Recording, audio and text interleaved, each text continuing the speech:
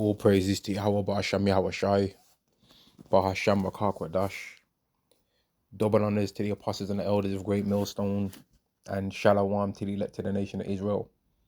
And this is going to be a video on how the wants and needs are going to change the more this society falls, or on the day of the Lord when all hell's broke loose, SHTF, right? In the day of the Lord, in the day of the apocalypse, or the wants and needs are going to change, man. And that's what's going to lead to a man being more precious than fine gold, right? Because right now in this society, to a certain degree, a man is something that a woman can kind of give or take. Like they can have one or they can not have one, right? According to how this society works, not according to reality.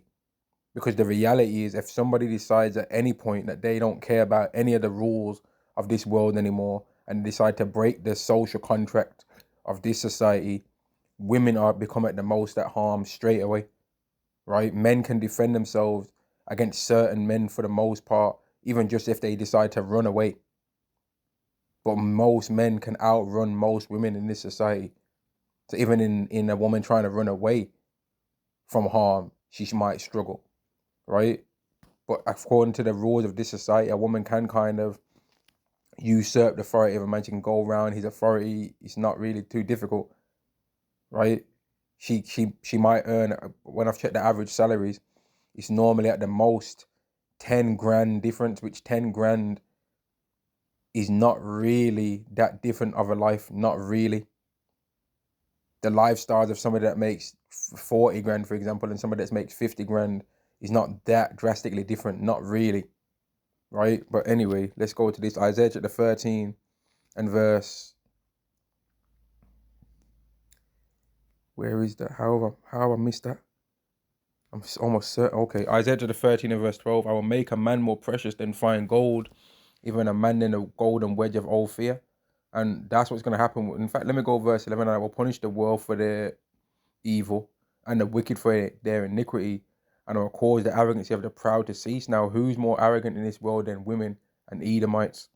Right? And I will lay low the haughtiness of the terrible. And what's going to happen with a lot of you low-level Edomites, man, is you're going to find out that you're not part of the crew of the people that I expect that have got like a guaranteed safety net in the kingdom that they're hoping that they're going to make on this earth with technology. You're not guaranteed a place. You ain't got a reservation in an underground bunker somewhere. Now, if you somehow don't live in America and you somehow manage to make it through, let's say according to their plans, they'll be like, okay, you survived, but now you still just work for us anyway. But what they don't understand is that there's part of the plans of this situation that's getting ready to happen. Yahweh Shai is part of it.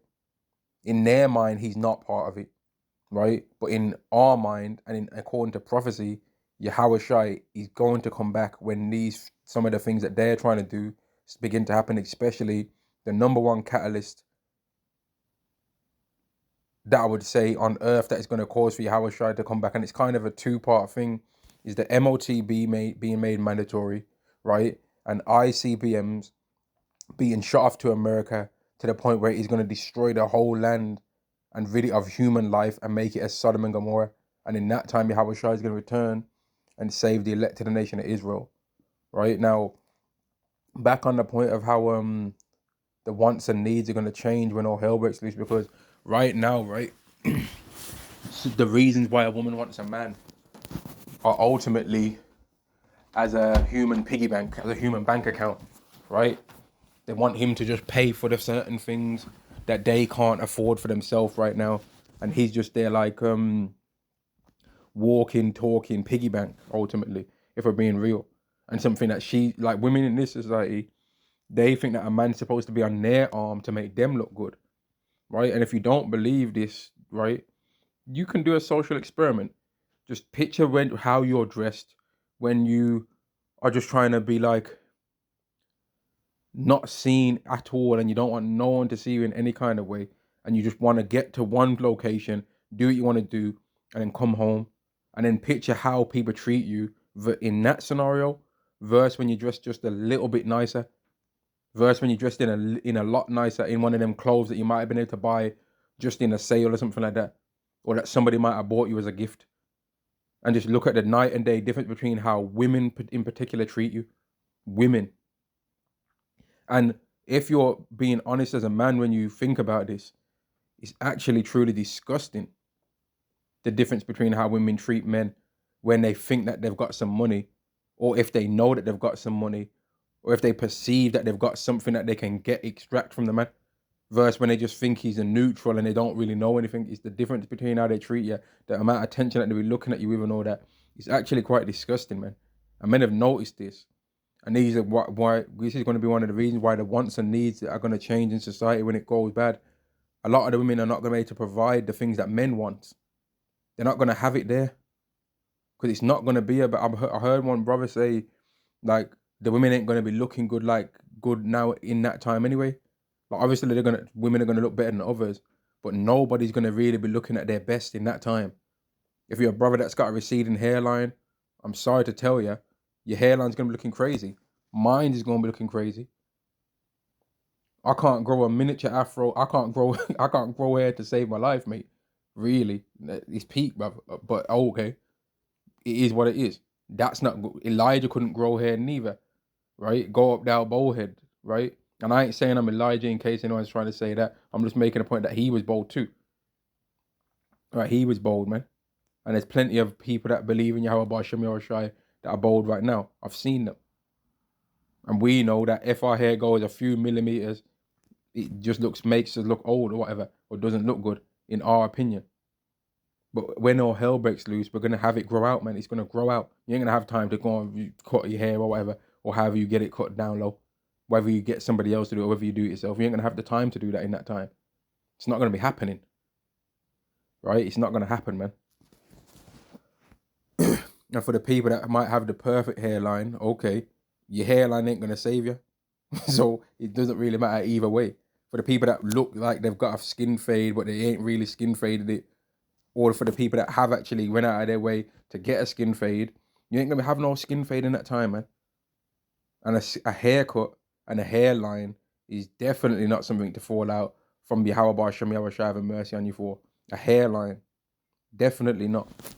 Right now, some of the women's wants and needs is, I want men to pay this and pay that, but bills are not going to be a thing that people are going to be caring about in that time.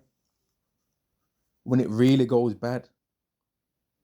Like once people realize that, like I'm on about for the people that don't want to take the MOTB, and they've decided, you know what, I have to be against this society as a whole now. I've got to live some next crazy way that I ain't never lived before in my life.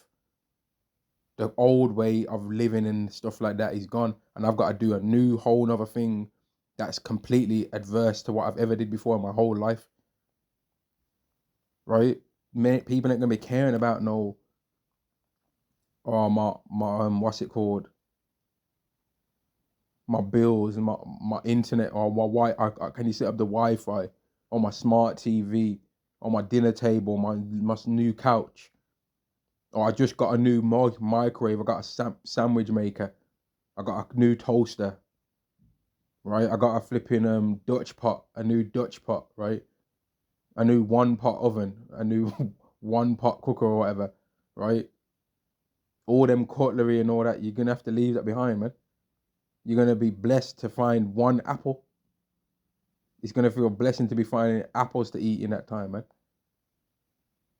Normally when people see fruit or vegetables growing in a wild, growing as they're supposed to go, right? But if they might see a bush with some raspberries or something, or blackberries, they'll feel, I ain't eating that. Who knows where it's been? But then they'll eat more happily the ones from Tesco, though, when they don't know where they've been. But when it really goes down, man, when it really, really, really goes down, people are going to think that's a blessing. And the wants and needs are going to completely change, man. The crazy high standards that women have got right now are ultimately because the government covers a basic level for them just off the bat. And then if they decide to get a job, they can kind of cover a certain level just themselves. So then when it comes to a man being involved, they're like, well, that man better be able to take care of that portion that I'm already can do myself or more. Even though the women never want to carry on working to maintain their own portion for the rest of their life.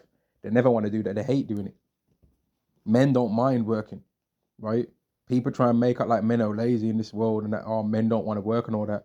Men do not have no problem if they're going to get a fair wage for the job that they're doing. They don't care working for the rest of their life if it's going to be appreciated by their family, right? It's going to give them a decent level of wages to be able to sustain themselves. Men would happily work like an extra 20 hours a week. I believe that most men would work an extra 20 hours a week, right, in this society, if it meant that their wife did not have to work, but their wife is going to be appreciative and would be able to stay at home and look after their kids and take care of their family, and she's actually going to do that. She's not just going to be online fighting and set up her OnlyFans or do something bugged out. She's actually going to make the house be better. And if every man knew that they'd be able to buy a house and do this and do that, most of the men that are living in this society, and I'm talking about the men of all nations, they'd be happy to do that. But women would not be happy to. Women are not happy to really do these things. They don't like it. And that's why no matter how much money they make, they're always looking in a man's pockets every time, no matter how much. And then no matter when, the more money they make, the more destroyed they are. And you can have a woman that's making 350,000 a year, but she looks still ugly, right? She don't look like, she looks like she claims to be making 350 a year, but she looks like she's making like, I don't know, that like you'd think that she'd look better than that with all that money, but just looking completely destroyed, mate. Ugly as hell. Which is the main thing that women really care about anyway. But let me go to this, man. Isaiah chapter 4 and verse 1. And in that day, some of us shall take hold of one man, saying we will eat our own bread and wear our own apparel, only let us be called by thy name, to take away our reproach. Now, one of the things that's allowed women in this society now to run games on men is because the wants and needs are different, right? So, but when it gets to this situation where 7 women are taking hold of one man, the man's not going to be hurting for no women to give that one thing that women just think their body. He ain't going to be hurting for none of that. So if he's already got one woman that looks way better than the rest of the women body-wise and face-wise, well, the next woman that gets brought over, what's she going to be bringing? Because if it's just about sleeping with a woman, well, he's already got a woman over there for that. So what are you bringing different to that? Because your body don't look better than that woman's body. Your face don't look better than hers. You're not more humble. So what is it that you're bringing that woman hasn't got already? And the women are going to realize the role reversal of the arrogance, all that, what, like how right now they don't want to care about what's being brought to the table and all that. When the wants and needs change, women are going to start to realize, man, there's people outside in this world now that since things have been going so bad, there's humans that have got a taste for human flesh now, and they actually like it. They actually would prefer human meat now than actual chicken or beef burger.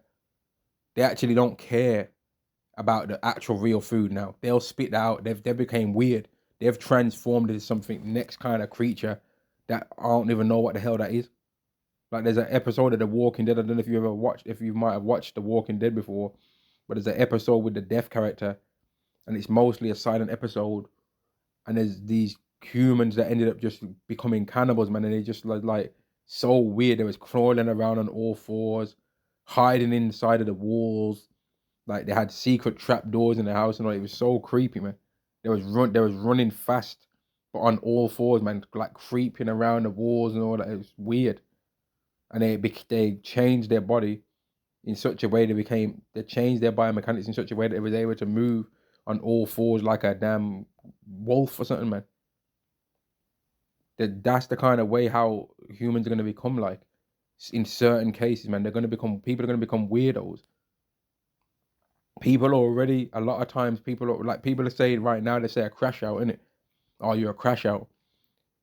People are already ready to crash out really in this world, man. It's just, there's just a few more things that like, okay, this thing ain't happened yet, so I'm not going to spaz.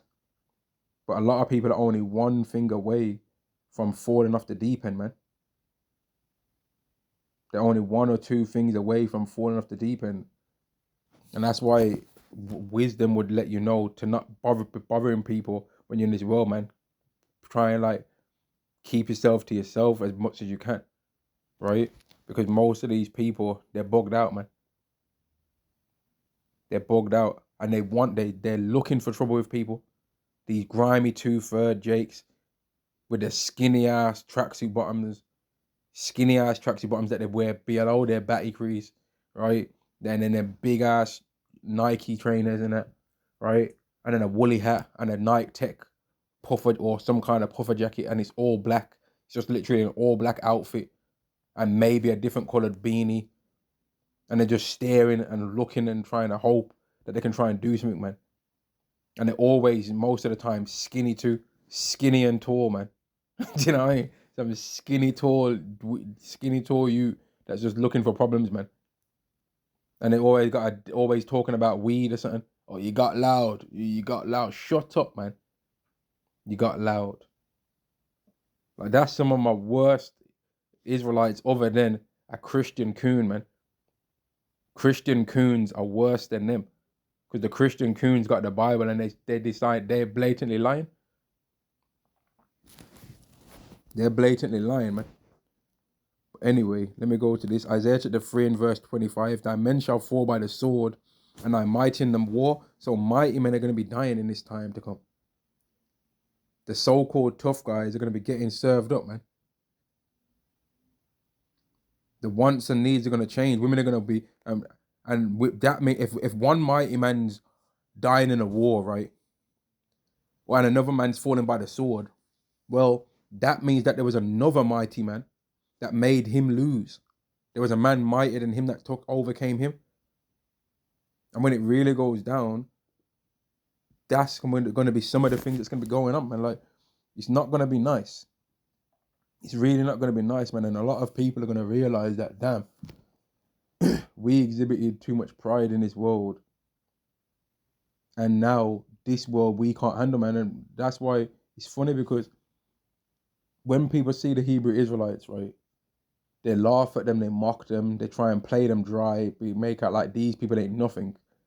But when you read Wisdom of Solomon, the 5th chapter, ultimately it's showing you that those people right there are literally like the next ruler. Every single one of the elected nation of Israel, men in particular, are literally the next ruler of the next society that's going to be established on the earth forever. And if you're a particular Edomite lineage, yeah, and your particular lineage was an extra stumbling block in front of an Israelite's path, your lineage is going to be extra cursed in the kingdom, man. All you Edomites that you've been bothering your Israelite neighbor, right? Sticking your nose in where it's not wanted, right? Snooping, spying on your Israelite neighbors. You've got a judgment coming your way. All you people that used to work with Jake, was disrespectful, tried to get him fired and failed, tried to get them fired and succeeded, chatting about them badly in the canteen area, trying to usurp, trying to steal their ideas. Oh, so what do you think about this new project that they've got us going on with then? Oh, if he leaves his notepad that's got his notes of what his plans are, you try and secretly open it up and take a picture. I know what some of y'all Jakes will do, man, because there's a lot of Israelites that I see, and I'm like, man, this guy's smart, you know. I don't even know what kind of man this is that Yahweh's made him able to do all of these things. And I can tell that they'd be smart and would be in some kind of thing. And I know that you Edomites would spy on these kind of people and try, if you can, ruin their life, man. Because you Edomites claim that you don't want Jake to be Pookie and Ray Ray, right? But then when we're coming on some Neil deGrasse Tyson kind of vibes, we might be talking about things intellectually, you got a problem there too. You got a problem there as well, man. You don't want us to have anything if you was to be spitting it real. If you Edomites was to be honest, you don't want us to have nothing. Right? Even if you Edomites would have got the blessing that we have now, you wouldn't have even wanted, you're so evil, you wouldn't have even wanted us to get the blessing of the sword, man. You would have wanted both blessings, because that's the kind of people that you are. Because you only ever realized that Jacob went to get a blessing after you had yours stolen, which it was never really stolen. Anyway, it was always ours. But then all of a sudden you was like, oh, have you only one blessing? But you didn't care about before Jacob before Isaac told you to go out and get that venison, right? You never said, oh, has you only one blessing, oh father? You didn't care about Jacob then, did you? You didn't care. And we've got it in the history in the book of Genesis. Esau never asked if Isaac only had one blessing before Isaac told him to, you know what, let me get that, man. Because you see Esau, yeah, he's a, yo, let me find that in the history books, man. Yeah, let me find that real quick. 1 second, man. Where is that, man?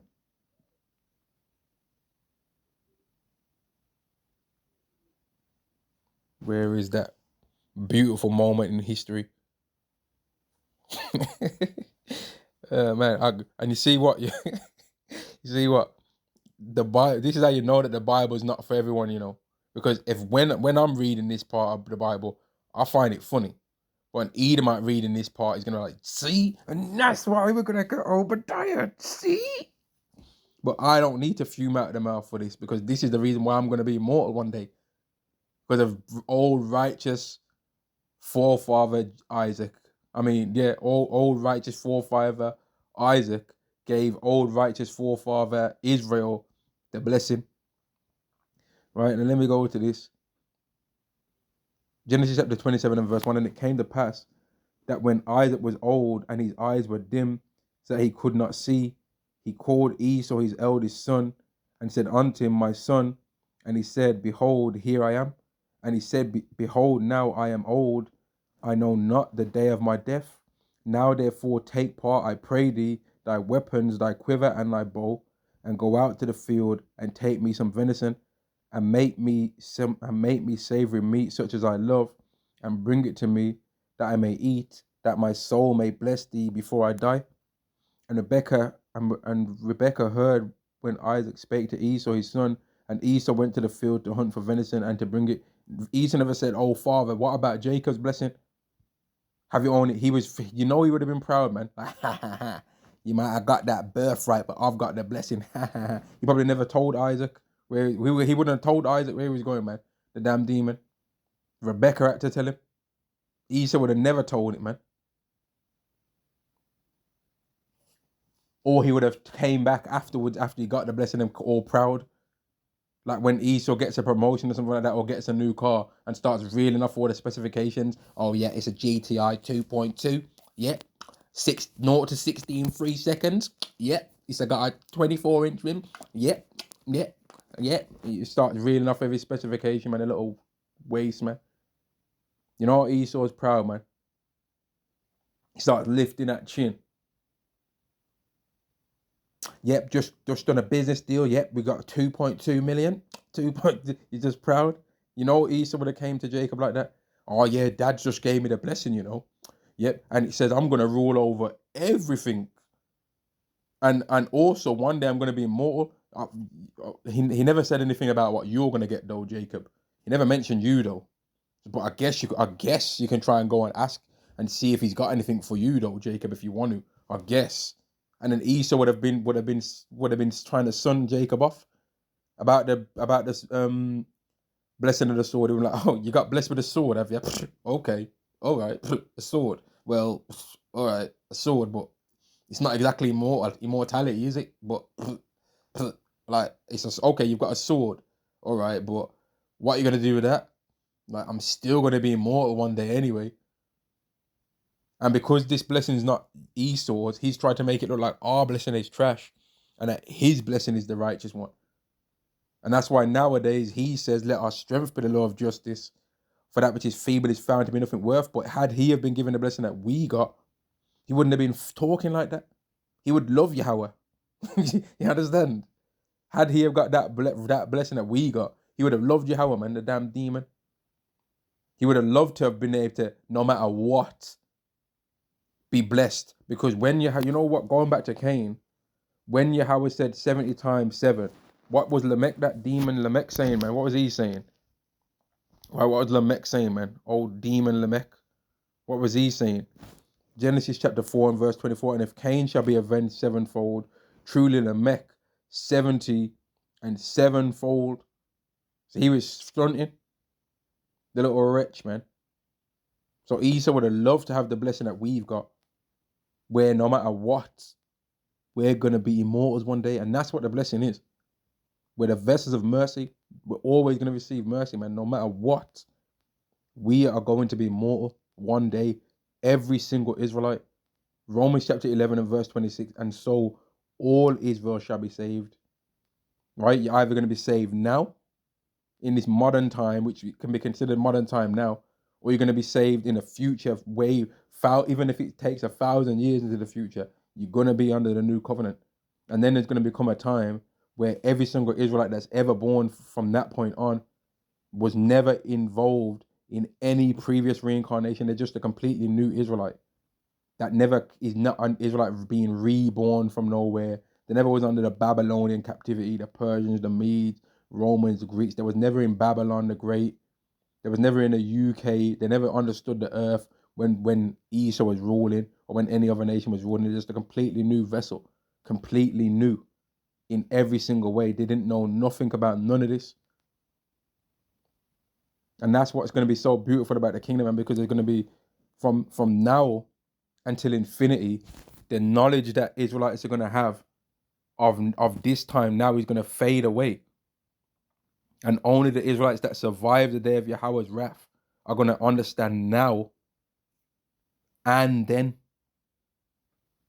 Right? They're going to be the only ones. And even our memory is going to fade of that to a certain degree. We're going to remember, but our like even with our own, like if you had a parent or grandparent that passed away or whatever, right?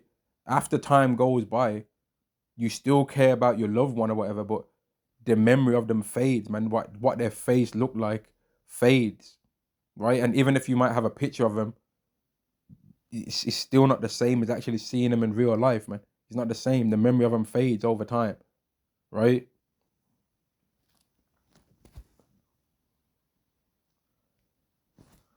All right, what else can I bring out in this lesson, man? Because I think I could just be done on this. You know what? I'm going to end it here.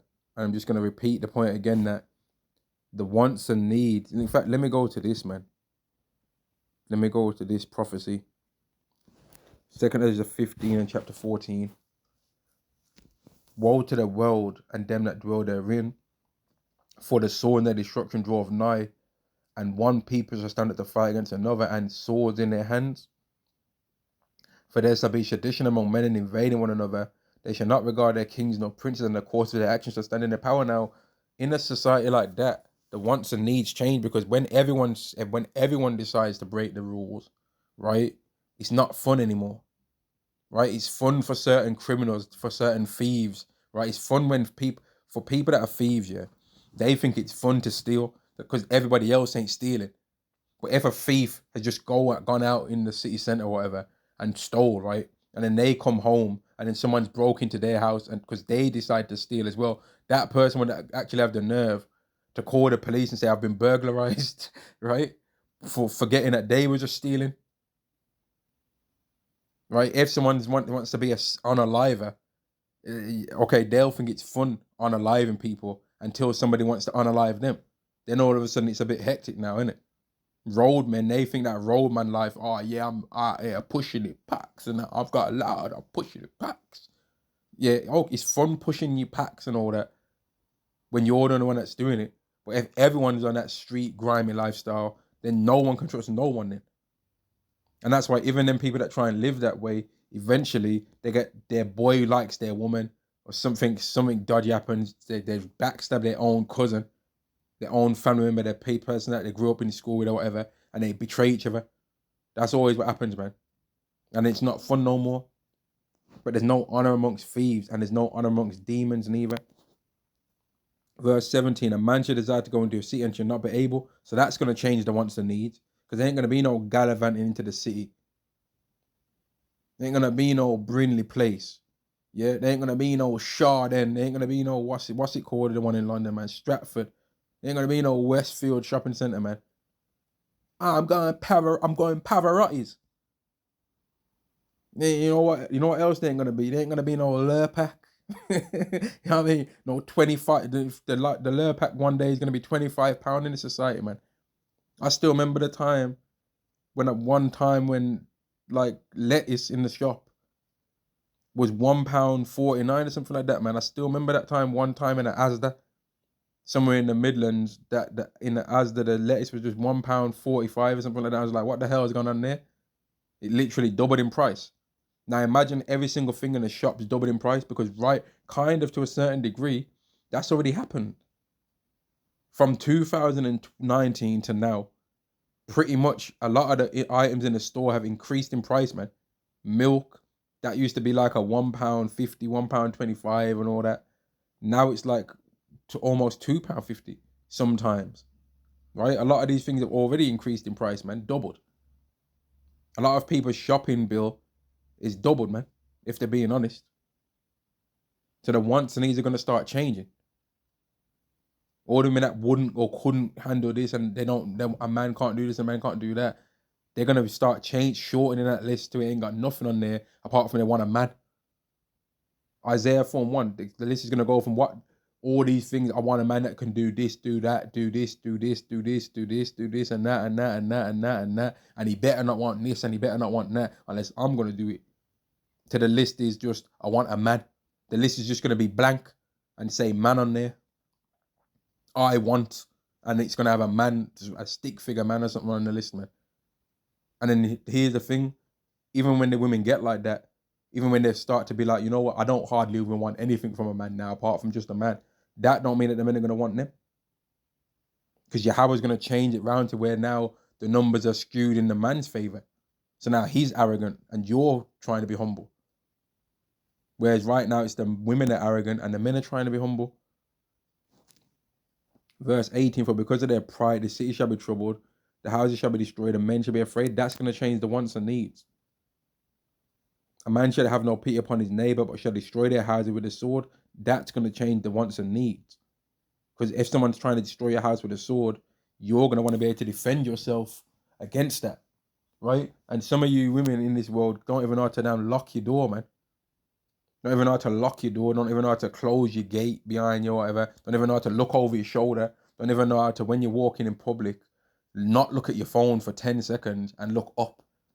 Some of you people in this world are so dumb that I've noticed you get up to crossing points and you don't even press the button. Like, I don't understand what you're expecting to happen. You're expecting that who do you think you are, Moses? And you're just gonna put a stick in the ground and say, like, open up. You have to press the button, mate. Then when you press the button, yeah, the crossing lights are gonna go and it's gonna turn to red for them and green for you, and then that means go, mate. But I see people plenty of times in this world just step up to the crossing point and don't even press the button. They're just standing there. And I'm thinking, are you dumb, bro? How dumb can you be? Unless they know something I don't know. Unless the button, unless it's got sensors in it that it just knows there's a human standing there that I don't know about. But from my knowledge, there's a button there for a reason. And some of these people are so, like, even some of these people can't even walk in a straight line, man. They go from right to left on the road. Bare times like they're trying to flip and run from that crazy man with the bow and arrow in Apocalypto or something, the mountain away they're damn zigzagging, man. Like they're trying to dodge bow and arrows or something in Apocalypto. If you know that scene when they're like doing the crisscross and it. That's how they be moving when they're walking on the damn street, man. Bogged out. Right? Anyway. Verse 19, a man shall have no pity upon his neighbor, but shall destroy their houses with a sword and spoil their goods because of the lack of bread and for great tribulation. That's going to change the wants and needs. A lack of bread is going to change the wants and needs. Ain't no, you know, when people's belly's full, that's when they start looking out to the luxury. You know, when people's belly can be full continuously all the time, that's when they really start looking out to luxury. But when they can barely even feed themselves, they ain't so proud. And Yahweh's going to change the wants and needs when all hell breaks loose, man. And on that, I'm going to say shalom. Shalom.